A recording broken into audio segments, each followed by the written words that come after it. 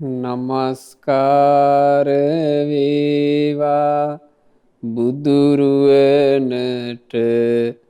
සැමදා බුදු හිමි සරණ යමි. නමස්කාර වේවා ධම්රුවනට සැමදා සදහම් සරණ යමි. නමස්කාර වේවා සංඝරුවනට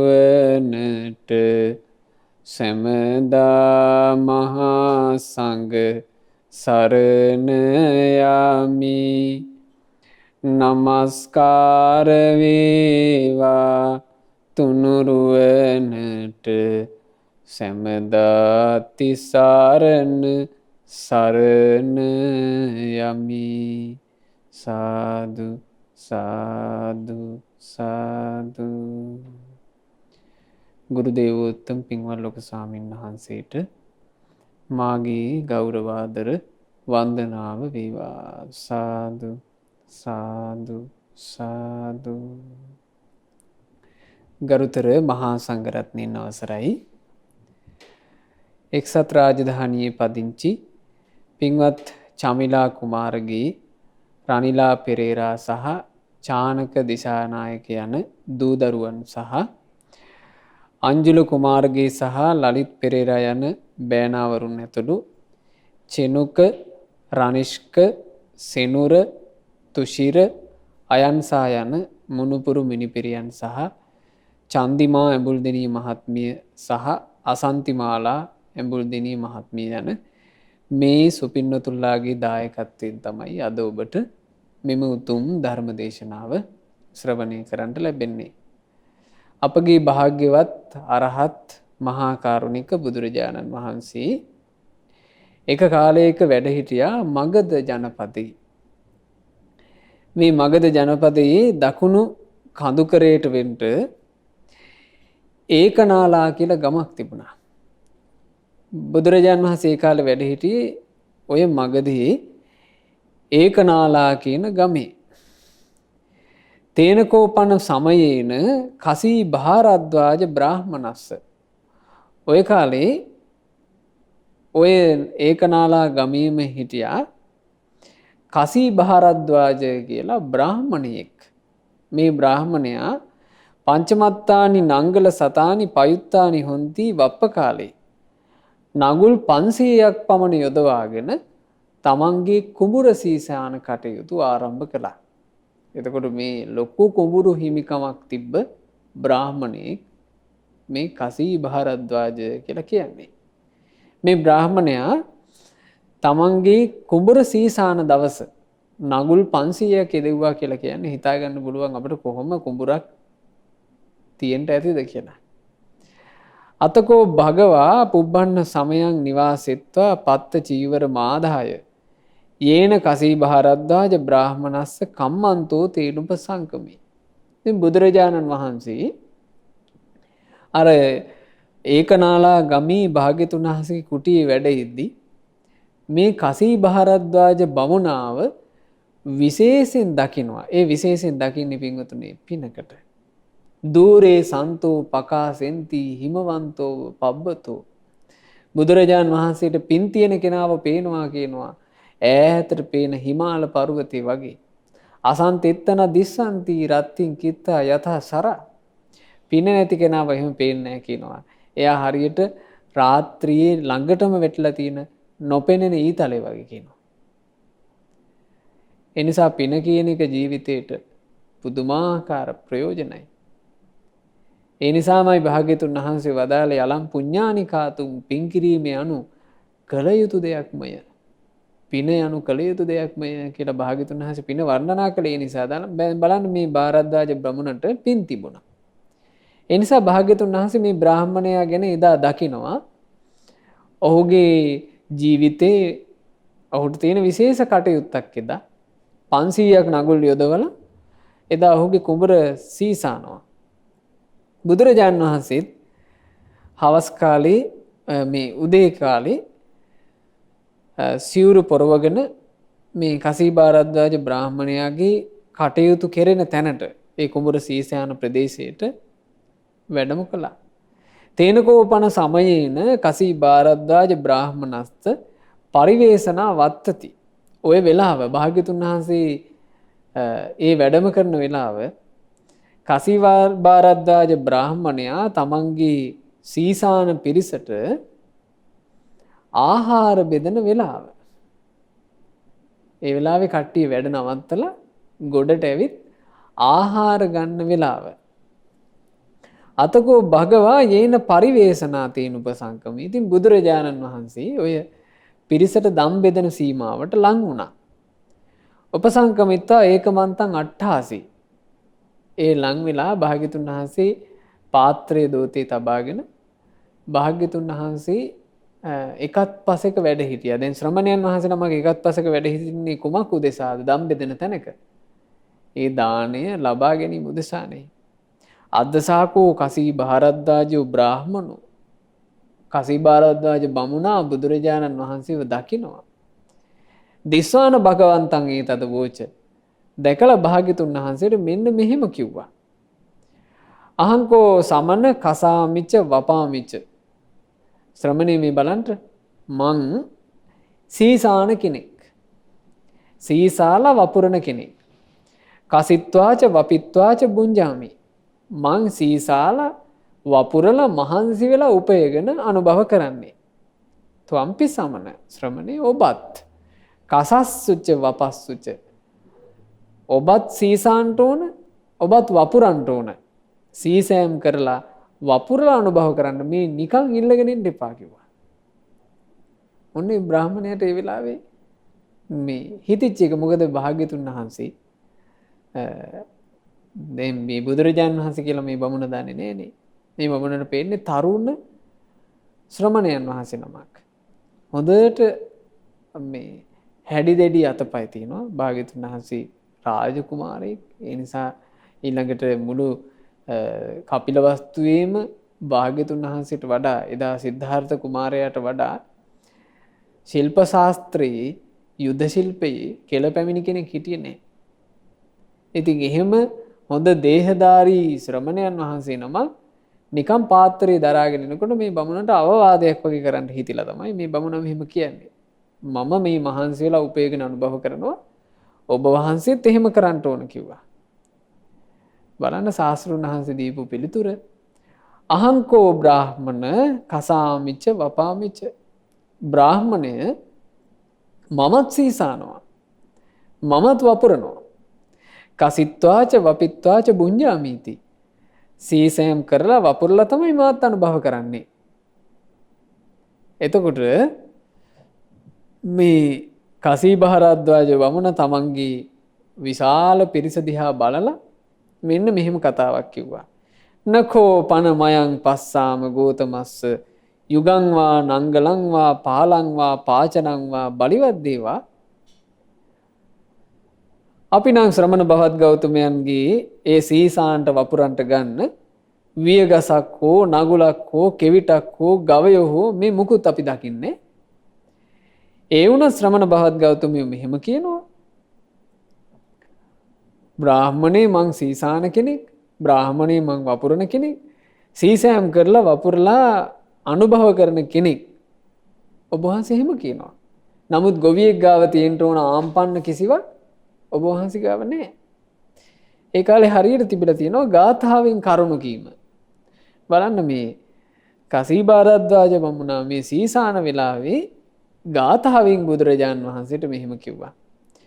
කස්සකෝ පටිජානාසි නච පස්සාම තේ කසින්. කසින් නෝ පුච්චිතෝ බ්‍රෝහි යථා ජානේමු තේ කසින්. ඔන්න අහපු ප්‍රශ්නේ. එක ගුරුදේවයන් වහන්සේ පරිවර්තනය කළා තියෙනවා හරි ලස්සනට. පවසන නමුදු ඔබ ගොවියෙකු කියා අද. අපි නොමදකිමු ගොවිතැන ඔබගේ සබඳ. දැනගනු කැමති වෙමු අපි ඔබේ ගොවිතැනද. පවසනු මැනවි අපහට එය කෙලෙසකද. ඔබ ගොවියෙක් කියලා කිව්වට ශ්‍රමණයන් වහන්සේ අපට ගොවියෙක් ගාව තියෙන ලක්ෂණ ඔබ වහන්සේ ගාව පේන්නේ. ඔබ වහන්සේ ගොවිතැන ගැන අපි දැනගන්න කැමති. ඒ ගොවිතැන මොකක්ද? අන්න ඒ වෙලාවේ භාග්‍යවතුන් වහන්සේ මේ මනහර දේශනාව.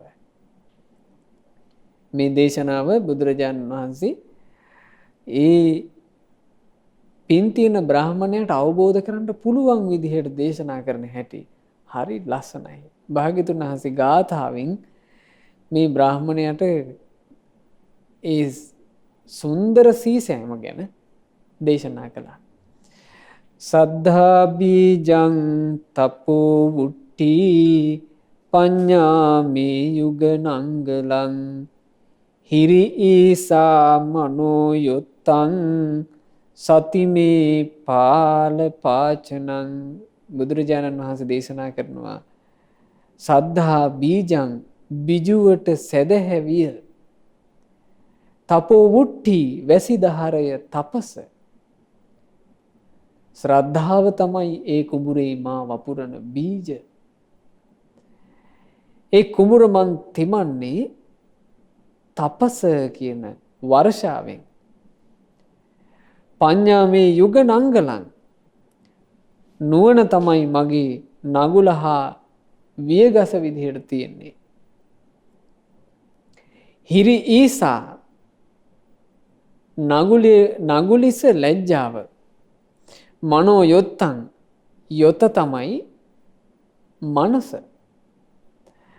සතිමේ පාල පාචනං, හීවැල හා කෙවිට සිහිය විදිහට සලකන්න කිව්වා. එතකොට මේ අපූරු ගොවිතැන. ඒ ගොවිතැන බුදුරජාණන් වහන්සේ මේ බ්‍රාහ්මණයට විස්තර කරනවා. කාය ගුත්තෝ වචී ගුත්තෝ ආහාරේ උදරේ යතෝ සච්චං කරෝමි නිද්දානං සෝරච්චං මේ පමෝචනං. බුදුරජාණන් වහන්සේ දේශනා කරනවා ඒ සීසෑමට තියෙන්න ඕන මෙහෙම. කය හා වචනයද මම රැකගෙන සිටිමි. දැනගෙන පමණ අහරද අනුභව කරමි. යහපත හැඳින නිදුකින් දිවි සතපවමි. සලසන සැපත හඳුනාගෙන මම මිදෙමි. විරියං මේ දුර දෝරයිහං යෝගක්ඛේ මාදිවාහනං ගච්ඡති අනිවත්තන්තං යත්ථ ගන්්වාන සෝචති. මේ බර උසුලන දේ වෙන්නේ මගේ වීරිය. වීරිය මගේ බර උසුලන දරන දෙය. යොමු වී තිබෙන්නේ අමනිවන දෙසටමය. යයි කිසි තැනක නැවතීමක් නැතිව එය ගිය විට ඒ තැනට ඇති නොවේ ශෝකය. ඔන්න සීසෑම ගැන බුදුරජාණන් වහන්සේ ගාථාවෙන් මේ බ්‍රාහ්මණයට විස්තර කරනවා.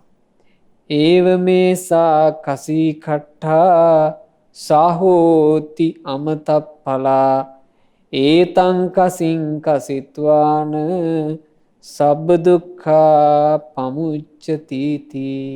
බුදුරජාණන් වහන්සේ විස්තර කළා.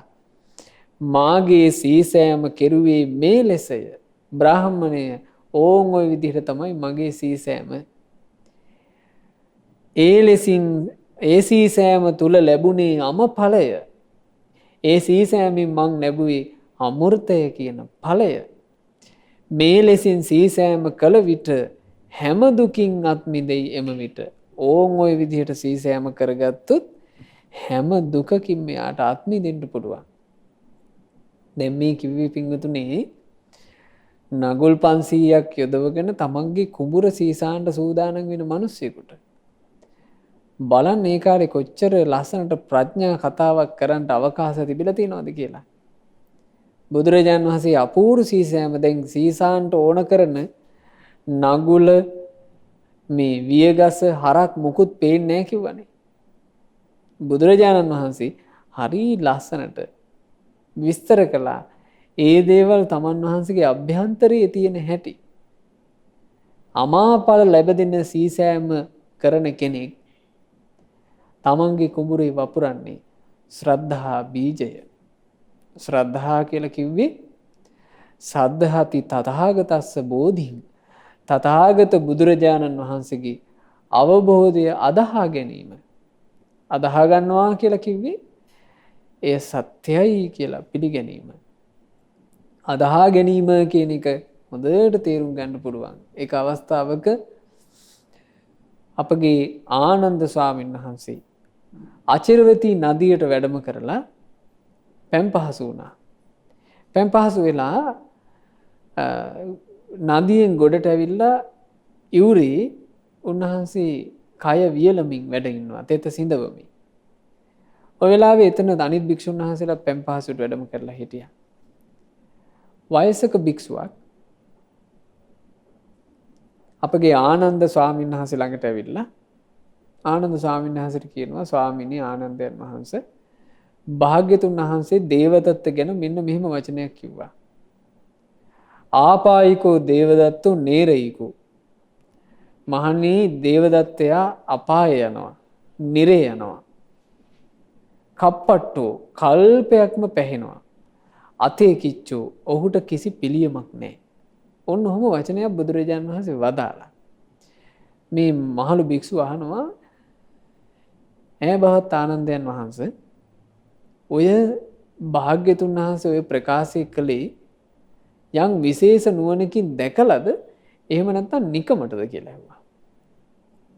එතකොට ආනන්ද ස්වාමීන් වහන්සේ ඒ භික්ෂුව දිහා හොඳට බලලා ඒ භික්ෂුවට කිව්වා ආයුෂ්මත භාග්‍යතුන් වහන්සේ යමක් වදාලා නම් ඒක එහෙම්ම තමයි කිව්වා.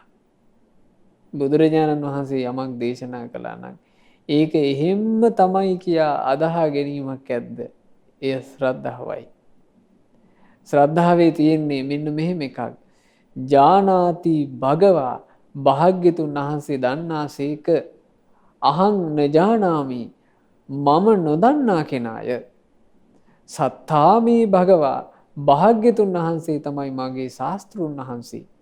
ශාවකෝ හමස්මි මම උන්වහන්සේගේ ශ්‍රාවකයා වෙමි. අන්න එතන තියෙනවා ශ්‍රද්ධාව. අමාඵල ලබා දෙන සීසෑමක් කරන්නට නම් බීජයේ විදිහට තියෙන්න ඕන හොඳ සාරවත් බීජය ශ්‍රද්ධාව. ඒ ශ්‍රද්ධා බීජය තමයි කියනවා කුඹුරේ හිටවන්නේ.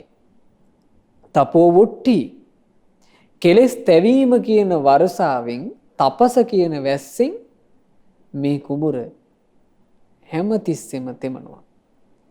මේ ශ්‍රද්ධාව කියන බීජය වපුරන කුඹුර කෙලෙස් හටගන්ට නොදී කෙලෙස් තවනවා කියන වැස්සෙන් තමයි හැමතිස්සෙම තෙමන්නේ.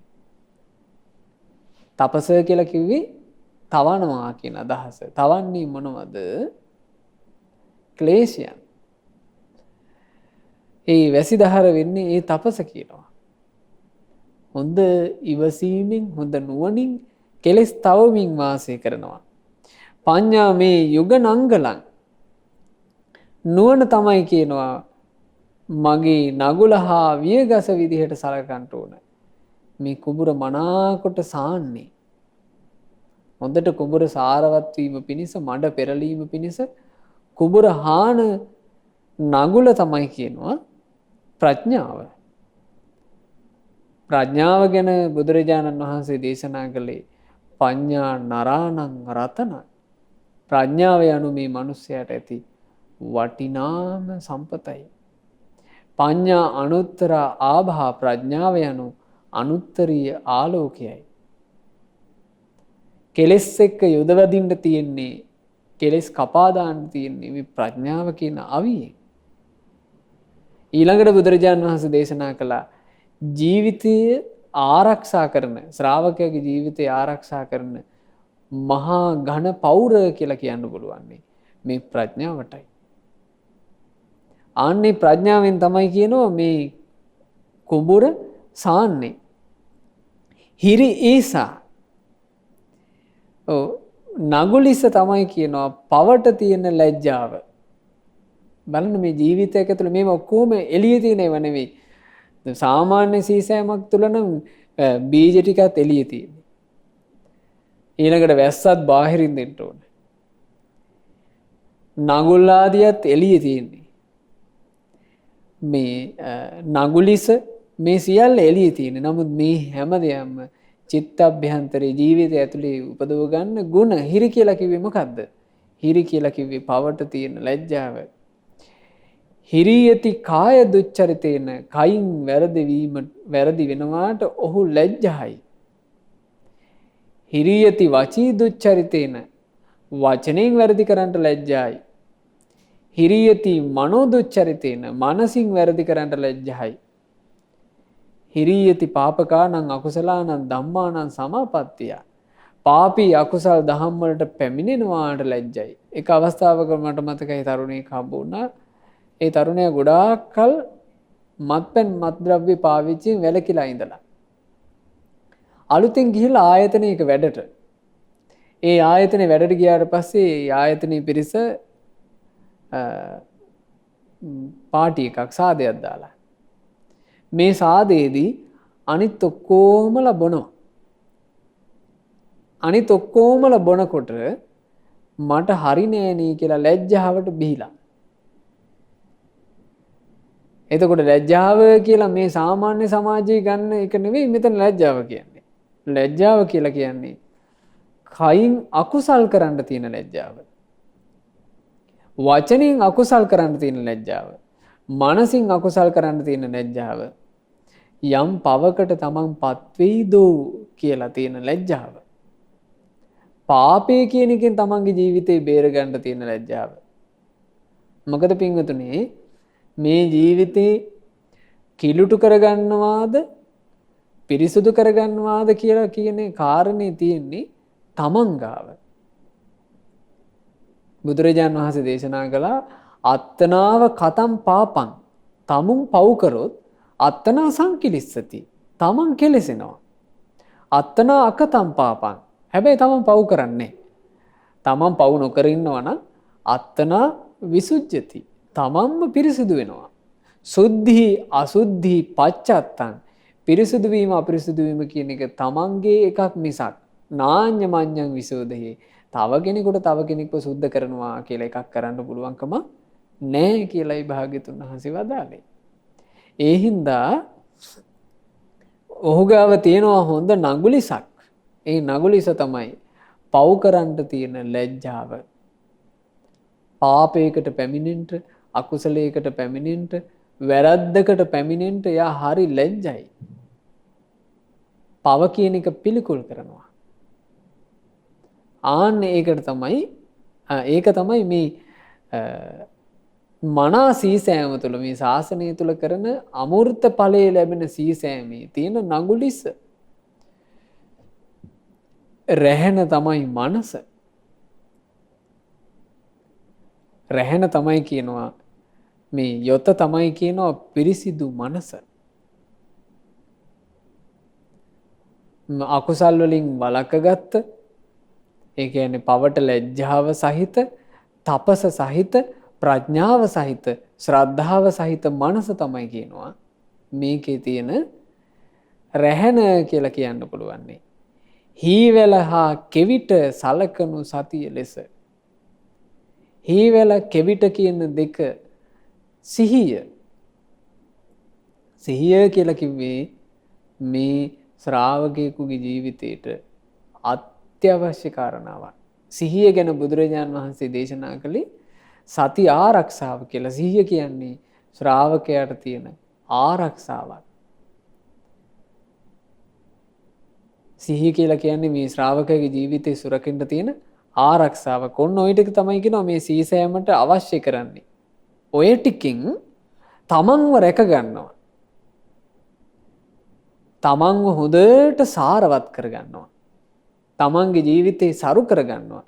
දැන් සාමාන්‍යයෙන් ওই නගුල් ආදී අරගෙන ගිහිල්ලා පිංගුතුනේ මේ මඩක්නේ පොළවක්නේ සරු කරන්නේ. නමුත් මේ ගුණධර්ම වලින් කවුද සරු වෙන්නේ? තමන්ගේ ජීවිතේ. දැන් බලන්න භාග්‍යතුන් වහන්සේ වදාරනවා ඔය දේවල් වලින් යුක්ත වුණාම කය හා වචනයද මම රැකගෙන සිටිමි.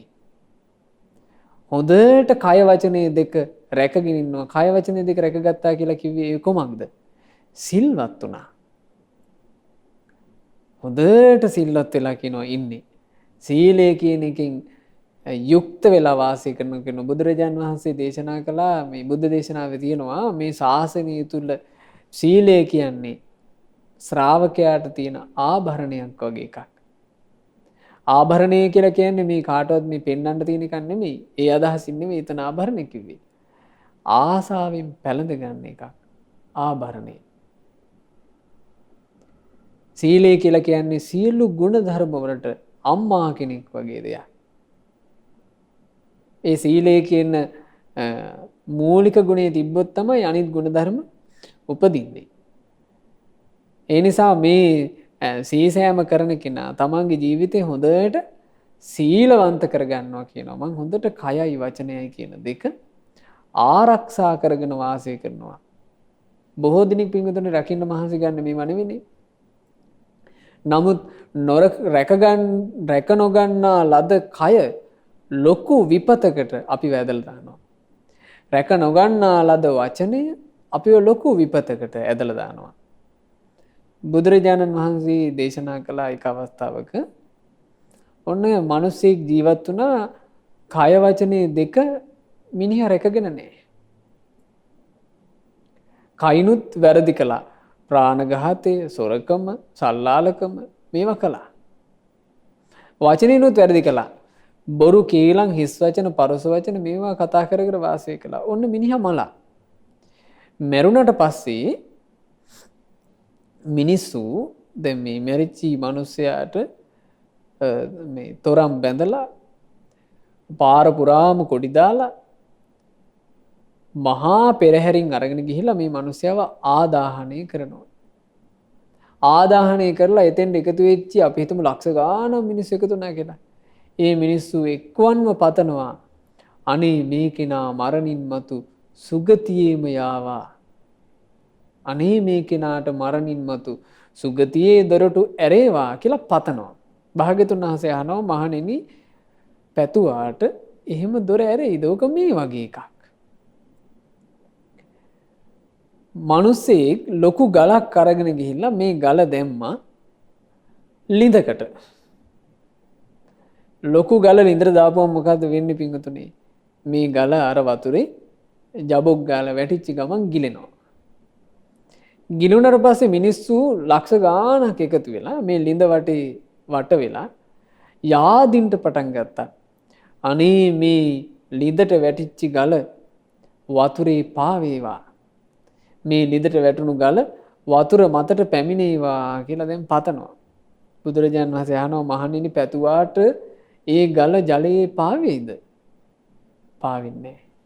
හේතුව ගලේ ස්වභාවය වතුරේ ගිලීමයි. ඒ වගේ කයයි වචනයයි දෙක කෙනෙක් වරද්ද ගත්තොත් එයාගේ ස්වභාවය දුගතිය පැත්තට යන එක. මිනිස්සු මෙහි යාදිලි දුන්නා කියලා එයා සුගතිය යවන්න බෑ. ඒ හේතුව මනුස්සයාගේ කය වචනය දුස්සීලයි. දුස්සීල තැනැත්තාට දුගති උපත උරුම වෙනවා. හැබැයි කෙනෙක් හොඳට සීලවන්තව හිටියොත් එහෙම තමන්ගේ කය වචනය ආරක්ෂා කරගෙන සීලවන්තව කෙනෙක් වාසය කරොත් ඒ කෙනා මරණයට පත් වෙනකොට බුදුරජාණන් වහන්සේ එක් අවස්ථාවක දේශනා කරනවා ඒක වදාළේ මහා නාමට. මහා නාම කියනවා ස්වාමීනි මම මේ භාග්‍යතුන් වහන්සේ මුණ ගැහිලා පාරට බැහැලා යනකොට මට හරියට මේ මහා මාර්ගයේ අනතුරු දකින්න ලැබෙනවා. ස්වාමීනි මට එතකොට හිතෙනවා මමත් මේ මහා මාර්ගයේ අනතුරකටපත් වුණොත් එහෙම මගේ ජීවිතේට මක් වේද කියලා. බුදුරජාණන් වහන්සේ වදාළ මහා නාම ඔබ බය වෙන්න එපා. ඔබ බය වෙන්න එපා. මහා නාම ඔබ කාලයක් දීර්ඝ කාලයක් ශ්‍රද්ධාවෙන් හිත වැඩූ කෙනෙක්. ඔබ දීර්ඝ කාලයක් සීලය තුල හිත වැඩූ කෙනෙක්. ඔබ දීර්ඝ කාලයක් සුත ත්‍යාග ප්‍රඥා කියන මේ ගුණ තුල හිත වැඩුවා. ඒ නිසා මහා නාම ඔබ මරණයටපත් වෙනකොට සමහරට ඔබ වාහනයකට යට වෙලා චප්ප වෙයි කිව්වා. ඔබේ ශරීරය සත්තුකයි කිව්වා. හැබැයි මහා නාම ඔබ දුගතිය කියන්නේ ඔබ විශේෂගාමී වෙනවා. ඒ විශේෂගාමී වුණේ කුමක් නිසාද? තමන්ගේ ජීවිතේ අර ගුණධර්ම උපදවගෙන හිටපු නිසා. ඒ නිසා ඒ ගුණධර්ම සීලය, කය වචනය මනවින් ආරක්ෂා කරගෙන ඉදීම. අපි දන්නවානේ චත්තමානවකට සිල් ආරක්ෂා කරගන්න ලැබුණේ ඊටාම පොඩි වෙලාවක්. හැබැයි ඒ පොඩි වෙලාවේ ඔහු කය වචනේ රැක්කා. ඔහු ගිහින් උපන්නා තව්තිසාවේ චත්තමානවක දේවපුත්‍ර වෙලා. එහෙමනම් දීර්ඝ කාලයක් සිල් රැක්කොත් එයින් සැලසෙන යහපත ගැන කවර කතාද? ඊළඟට භාග්‍යතුන් වහන්සේ වදාලා ඔව් කය වහා වචනේ හොඳට රැකගෙන ඉන්නේ ආහාරයත් හොඳට ප්‍රමාණය දැනගෙන අනුභව කරන්නේ. ආහාරයට ගිජු හිතින් නෙමෙයි. ආහාර ප්‍රතිවේක්ෂා කරලා ආහාරයේ අර්ථය දැනගෙන ආහාරය කෙරෙහි නොඇලුණු ආහාරයට ගිජු නොවුණු හිතින් ආහාර අනුභව කරන්නේ. ඉතින් ඒක මේ ශාසනය තුල තියෙන එකක්. ඒක ශාසනයෙන් පරිබාහිරව ඇති එකක් නෙමෙයි. යහපත හැඳින නිදුකින් දිවි සතපුවෙමි. ජීවිතය ගත කරනකොට හොඳට ආජීවයේ පිරිසිදුව ගත කරනවා කියනවා. ආජීවයේ පිරිසිදුව ගත කරනවා කියලා කියන්නේ තමන්ගෙන්ම දොස් ලැබෙන දෙයක් තමන්ගේ ජීවිතය එකතු කරගන්නේ. තමන්ගෙන්ම දොස් ලැබෙන දේවල් තමන්ගේ ජීවිතය එකතු කරගත්තොත් එයාගේ ජීවිතේ සැප නැතුව යනවා. අවසානයේ තමන්ම තමන්ට දොස් කියන්න පටන් ගන්නවා. ඔබ මෙහෙම කෙනෙක්. ඔබ කයින් මෙහෙම කළා. ඔබ මෙහෙම වචන කතා කළා කියලා මේ හිත චෝදනා කරන්න පටන් ගන්නවා කියන හරියට මෙහෙම බුදුරජාණන් වහන්සේ වදාලා මහණෙනි කන්දක් එහා පැත්තේ මිනිස්සෙක් නිදාගෙන ඉන්නවා කන්දක් පාමුල. කන්ද පාමුල නිදාගෙන ඉන්නකොට මේ කන්දට එහා පැත්තෙන් ඉර බැහැගෙන යනවා. එතකොට මොකද වෙන්නේ? කන්දේ හේවණැල්ල ඇවිල්ලා අර මිනිස්සයව වහ ගන්නවා. ඔන්න ඔය වගේ තමන් විසින් කළ කී දේ තමන් ඇවිල්ලා වහ ගන්නවා කියනවා. ඒ වහ ගන්නකොට තමන් ගත කරලා තියෙන ආජීවය තමන් ජීවත් වෙලා තියෙන පිළිවෙල පිරිසුදු නැත්තම් පින්වතුනේ විඳවන්ට තමයි සිද්ධ වෙන්නේ. කිසි සැපක් නැහැ. හැබැයි මේ ජීවිතේ එහෙම නැහැ කියනවා. හොඳට යහපත මොකක්ද කියලා අඳුනගෙන යහපත් විදියට ජීවිතේ ගත කරලා සලසන සැපත හඳුනාගෙන මම මිදෙමි මෙසේ ජීවත් වෙනකොට සැලසෙන යහපත අඳුනගෙන සියලු පවිටු දේවල් වලින් නිදහස් වෙලා වාසය කරනවා. විරියං මේ දුර දෝරයි හං යෝගක්ඛීමාදි වාහනං. වීරිය තමයි කියනවා මේ සියලු බර උසලාගෙන යන්නේ. ඒ වීරිය යොමු වෙලා තියෙන්නේ එකම එක පැත්තකට. ඒ පැත්ත තමයි නිවන. මේ බුදුරජාණන් වහන්සේ මේ අමාඵල ලබා දෙන ජීවිතේ ඒ සීසාම ගැන මේ කියන්නේ. එතකොට එහි තියෙනවා බර උසුලාගෙන යන්න වීරිය කියලා එකක්. ඒ වීරිය වෙන කොහෙටවත් නෙවෙයි යොමු වෙලා තියෙන්නේ නිවන පැත්තට. නිවන පිණිස පවතින දේවල් දියුණු කර ගන්නට උදව් කරන්නේ ඒ වීරියයි. නිවනට හානි කර දේවල් දුරු කර ගන්නට උදව් කරන්නේ ඒ වීරියයි. ඒ යොමු වෙලා තියෙන්නේ නිවන පැත්තට මිසක් වෙන කොහෙටවත් නෙමෙයි. වීරියෙන් තමයි හැම තිස්සෙම පින්වතුනේ අපිව ආරක්ෂා කරලා දෙන්නේ. වීරිය කියන එක තිබ්බේ නැත්තම් දැන දැනම වලේ වැටෙන්න වෙනවා. මොකද දැන දැන වලේ වැටෙන්න වෙන්නේ වීරිය මදකම නිසා. වැරද්දක් කියලා දැනගෙනත් වැරදි කරනවා වීරියවන්ත නැති කෙනා. පවක් කියලා දැනගෙනත් පව් කරනවා වීරිය නැති කෙනා. අකුසලයේ කියලා දැනගෙනත් ඒ අකුසලයට පෙළඹෙනවා වීරිය නැති කෙනා. වීරිය කියලා කියන්නේ අපේ මේ ශ්‍රාවකයෙකුගේ ජීවිතේ බර උසුලන දේ. භාග්‍යතුන් වහන්සේට තිබුණානේ අద్භූත වීරියක් බෝසත් අවදීම. බෝසතාන් වහන්සේ විදිහට උන්වහන්සේ දුෂ්කර ක්‍රියා කරන කාලේ භාග්‍යතුන් වහන්සේ ඒ කාලේ අර ආහාර අනුභවය ඊටාම අඩු කරලා තිබුණා. මුං ඇටයක් වගේ ප්‍රමාණයක විතරයි උන්වහන්සේ අනුභව කරන්නේ. ඒ අනුභව කරනකොට උන්වහන්සේ එක්තරා ගංගා තීරයක වැඩ ඉන්නවා. මාරයා භාග්‍යතුන් වහන්සේ ළඟට එනවා. ඇවිල්ලා මාරයා කියනවා ස්වාමීනි බවත් ගෞතමයන් වහන්සේ දැන් බලන්න ඔබ වහන්සේ මේ කරන වැඩේ කොච්චර නිෂ්ඵලද කියලා. දැන් ඔබ වහන්සේගේ ජීවිතේ ජීවත්වීමේ පැත්තට තියෙන්නේ 1000න් පංගුවයි. ස්වාමීනී 999ක්ම තියෙන්නේ මරණය පැත්තටයි. ඔබ වහන්සේ මේ මැරෙන්න ඔන්න මෙන්න ඉන්නේ. ඒ නිසා අත්හැරලා දාන්න ඔය වීරිය. ඔය වීරිය අත්හැරලා දාලා ඔබ වහන්සේ යම් වෘතයක් සමාදන්ව ගුණදහම් පිරුවොත් ඔබ වහන්සේට හොඳ යහපත් තැනකට යා ගන්න පුළුවන් කිව්වා.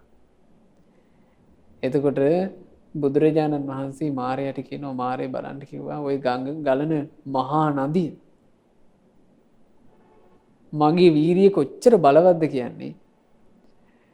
මගේ ගත පිස දාගෙන හමන හුළඟට පුළුවන් කියනවා මේ වීරියේ බලයෙන් ඕන නම් ඔය නදිය පවා සිඳලලා දාන්න.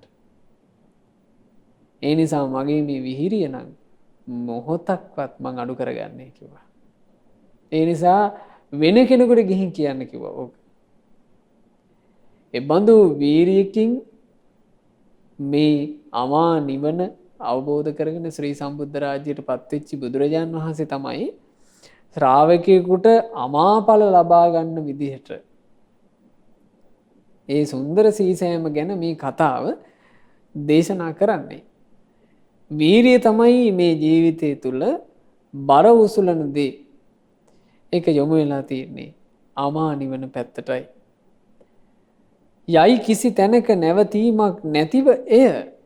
මොකද මේ අමා නිවන කලා තියෙන යොමු වුණු පැත්ත අමා නිවනට යොමු වුණු මාර්ගය කියලා කියන්නේ කොමකටද පින්වතුනි? ආර්ය අෂ්ටාංගික මාර්ගය. ආර්ය අෂ්ටාංග මාර්ගයේ ගුණධර්ම වීරියෙන් උපදව ගන්නකොට නැවතීමක් නැතුවම නිවනට යනවා. ගිය විට ඒ තැනට ඒ නිවන කරා ගියාට පස්සේ ඇති නොවේ ශෝකය. ඒ නිවන තුල කිසිම ශෝකයක්, කිසිම තැවීමක්, කිසිම පරිදාහයක් නැත්තේ. ආන්න එක තමයි නිවනේ තියෙන සැපය. ඒ නිසා කියනවා නිවනට දුක් නැති තැන. මේ දුක් පීඩා වලින් වාසය කරනවා කියන එක සංසාර ගමනේ අපි හැමෝටම සසරේ යනකම් උරුමයි. සසරේ යනකම්ම තියෙන දුක. සසරෙන් නිදහස් වුණ නිවනේ තමයි පින්වතුනි දුක නැත්තේ. දැන් අපට වඩා ගොඩාක් සැප තියෙන තැන්නේ දෙව්ලෝක. එක දිව්‍ය ලෝකයක එකත් මේ දිව්‍ය විමානයක තව්තිසාවේ වාසය කළ දේව පුත්‍රයෙක්. මේ දේව පුත්‍රයා තමන්ගේ අප්සරාවියොත් එක්ක දවසක් හරි ප්‍රීතියෙන් සතුටින් විනෝද වෙමින් ඉන්නවා. මේ දෙවිය මෙහෙම විනෝද වී විනෝදකාමීව පංච මේ දෙවියමය පංචකාමයෙන් සතුටු වෙවි ඉද්දි පින්වතුනි මෙන්න එකපාර අප්සරාවියෝ ටික නැතුව ගියා. අප්සරාවියෝ ටික චුත වුණා. චුත වුණා කියලා කියන්නේ හරියට මේ මනුස්ස ලෝකේ අපිත් එක්ක එකට ඉන්න අය මැරිලා යන්නේ. ඒ වගේ දෙව්ලොවින් චුත වෙලා ගියා. දැන් මේ දෙවියට මේක වාව ගන්න බෑ. මේ දෙවිය බැලුවා අනේ මගේ එක හිටපු අය මේ චුත වෙලා ඈලා කොහෙද ගියේ? එතකොට මේ දේව පුත්‍රයා දකිනවා ඒ අප්සරාවියෝ ටික චුත වෙලා ගිහින් ඉපදිලා තියෙන්නේ අතිශයින් දරුණු දුක් ඇති නිරයේ. දැන් ඒගොල්ලෝ ඔක්කොම විඳවනවා නිරේ. එතකොට මේ දේව පුත්‍රයා තමන්ගේ ජීවිතය ගැනත් බැලුවා. ඔහුට පේනවා මටත් වැඩි කල් නෑ. මටත් නැගණිවරු ගිය තැනටම යන්න වෙනවා තව දින 7කින්. මං කොහොමද මේකට පිළිසරණක් හොයාගන්නේ? බුදුරජාණන් වහන්සේ ළඟට යනවා. භාග්‍යතුන් වහන්සේ ළඟට ගිහින් භාග්‍යතුන් වහන්සේගෙන් මේ දෙවියා ප්‍රශ්නයක් ඇහුවා. අනේ ස්වාමීනි මට මේ හටගන්ට තියෙන දුක් නිසා හටගත්ත දුක් නිසා මගේ හදවත හරියට පිච්චෙනවා. ස්වාමීනි මගේ එකට හිටපු නැගණිවර ඔක්කොම චුත වුණා. ඒ තමයි මට හටගත්ත දුක. මට හටගන්න තියෙනවා අනාගතයේ දුකක්. මාත් මේ දෙව්ලොවින් චුත වෙලා ආයෙ යන්නේ නිරයේ. ස්වාමීනි මගේ හිත තැවෙනවා. මට මේ ශෝකයන්ගෙන් පීඩාවන්ගෙන් සුසුම් හෙලීම් වලින් නිදහස් වෙලා ඉන්න තැනක් නැද්ද? එහෙම නිදහස් වුණ තැනක් නැද්ද කියලා ඇහුවා. බුදුරජාණන් වහන්සේ අමා නිවන ගැන ගාථාවක් වදාළා. ඒ දෙවියා හරි දක්ෂයි. ඒ දෙවියා ඒ දහම අවබෝධ කළා. බුදුරජාණන් වහන්සේ වදාළා නාඤ්ඤත්‍ර බොජ්ජංගා තපසා. දෙවිය අවබෝධයට උවමනා කරන උතුම් ගුණධර්ම මේ ශ්‍රද්ධා, ප්‍රඥා, සිහිය මේ ආදී ගුණධර්ම වඩන්නේ නැතුව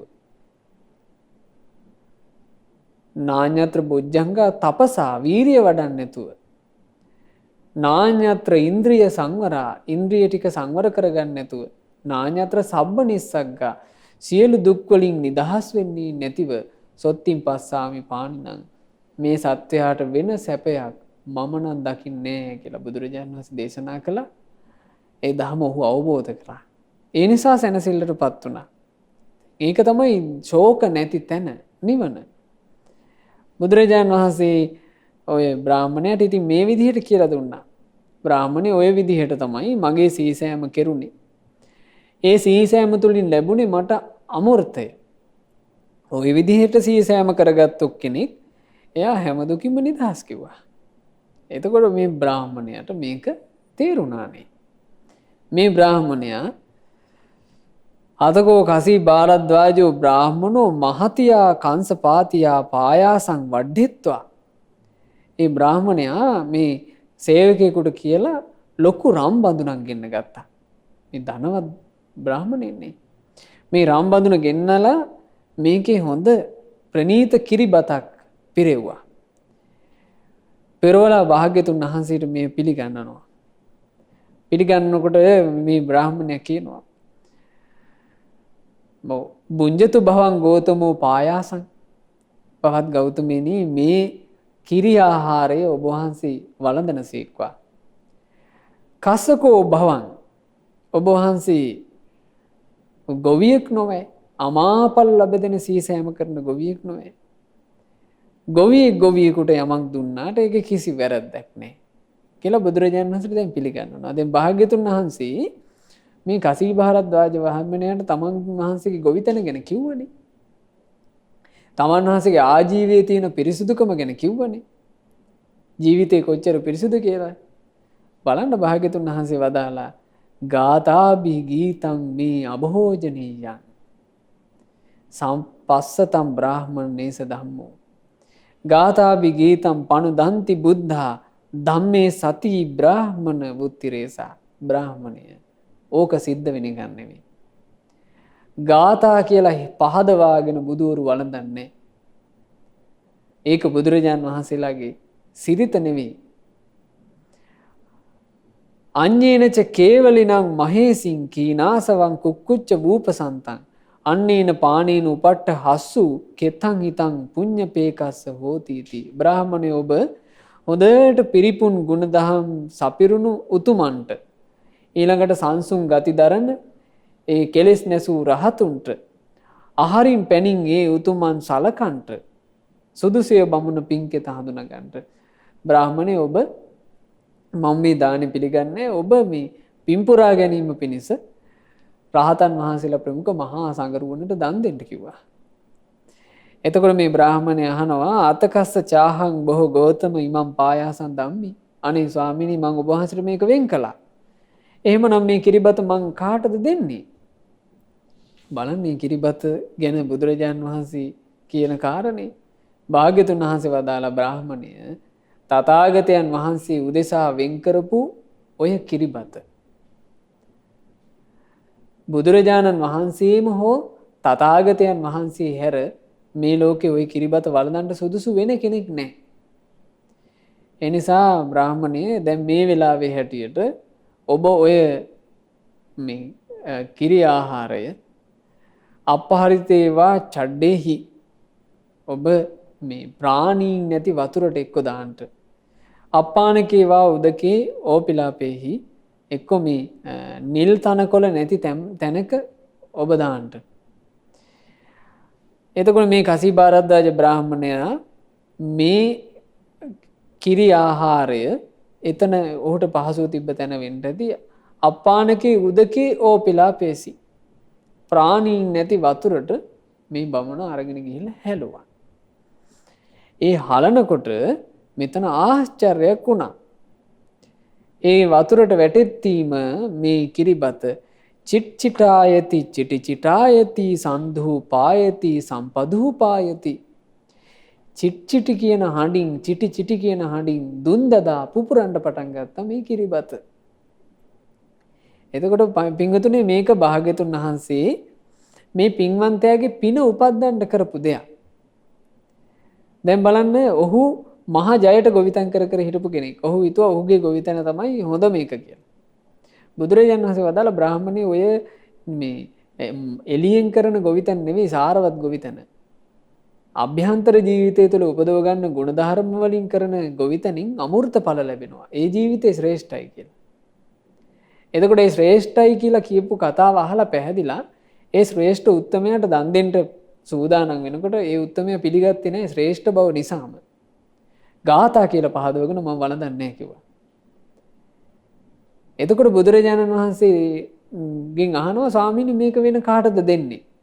කිව්වා බ්‍රාහ්මණය ඕක ඔබ මට වෙන් කළා නම් ඕක මගේ ශ්‍රාවකයෙකුට හැර වෙන කිසි කෙනෙකුට නම් ඕක සුදුසු නැහැ කිව්වා. ඒ කියන්නේ මේ අමාඵල ලැබෙන සීසෑම කරන උත්තමයන්ගේ ජීවිතයේ තියෙන ශ්‍රේෂ්ඨත්වය ඔහුට තේරෙන්නයි බුදුරජාණන් වහන්සේ මේ එරදිය කළේ.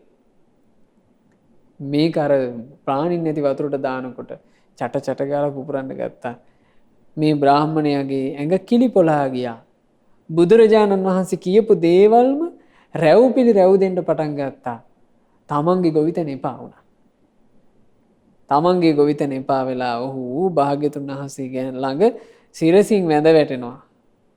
සිරසින් වැඳ වැටලා කියනවා ස්වාමීනි ආශ්චර්යයි. ස්වාමීනි අద్භුතයි.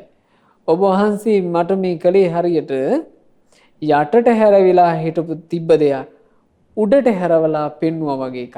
මම මේ නිකන් නඟුල් උස්සගෙන ගොවිතැනක් කර කර හිටියා. ඔබ වහන්සේ මට හැබෑ ගොවිතැන පෙන්වුවා.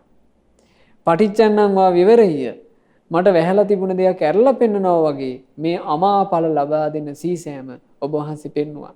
මූලහසවා මග්ගං ආචික්කේය. මං ස්වාමීනි මේ සසරේ පාර වැරදිලා ඔහේ මේ ගොවිතැන් කර කර හිටියා.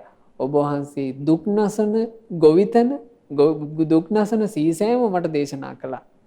අන්ධකාරේවා තේල පජ්ජෝතං ධාරේය චක්කමන්තෝ රූපානි දක්ඛින්තිති. ස්වාමීනි අඳුරේ ඉන්න කෙනෙකුට ඇස් පෙනෙද්දී අඳුරේ ඉන්න කෙනෙකුට රූප දැකපන් කියලා තෙල් පහනක් දැල්ලුවා වගේ දෙයක් ඔබ වහන්සේ කළේ.